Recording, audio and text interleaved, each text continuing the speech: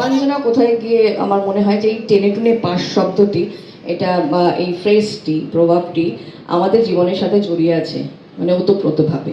আমি তো শুনেছি বহুবার। আমি মাধ্যমিকে কিন্তু সত্যি এটা বলতে কোনো লজ্জা নেই, ম্যাথসে অঙ্কে আমি বরাবরই খুব কাঁচা ছিলাম, তাই টেনে টুনে পাশই করেছিলাম।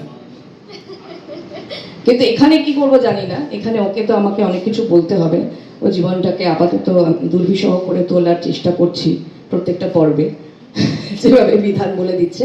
কন্টেন্টটা ভীষণ অন্য রকম, এই সময় দাঁড়িয়ে ভীষণ একটি গুরুত্বপূর্ণ বার্তা আমার মনে হয় সমাজের দিকে ছুড়ে দেওয়া হয়েছে। এই ধরনের চিন্তাধারা তো মানে চিন্তাধারার বদল অনেকদিন ধরেই আসার দরকার। আমরা কোথাও যেন তলিয়ে যাচ্ছি, সব ক্ষেত্রেই তলিয়ে যাচ্ছি, সমাজের বিভিন্ন আঙিনায় তলিয়ে যাচ্ছি। সেখান থেকে যদি আমাদের ধারাবাহিকের মাধ্যমে যে একটা সোশ্যাল রেসপন্সিবিলিটি থেকে থাকে মানুষ হিসেবে, শিল্পী হিসেবে, সেইটুকু যদি আমরা সেই দায়িত্বটা যদি পালন করতে পারি, সেটা অনেক বড় পাওনা হবে। ধন্যবাদ। একটি চরিত্র পেয়েছি যেটা বহু মানুষের অভিযোগ মেটাবে। মানে অনেকেই বলেন কেন পজিটিভ ক্যারেক্টারে আমাকে দেখা যাচ্ছে না। তো thank you Surinder films, thank you Sun Bangla আমাকে এইরকম একটা চরিত্রে ভাবার জন্য।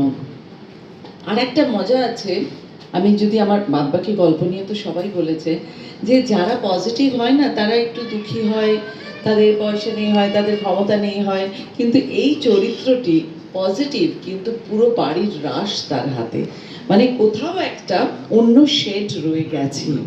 আর বাকিটা তো যেমন দেখা হবে। আমি চেষ্টা করছি খুব, আমার ভীষণ ভালো লাগছে কাজ করতে। পুরো টিম এত ভালো, এত ভালো ভালো কো-আর্টিস্ট রয়েছেন।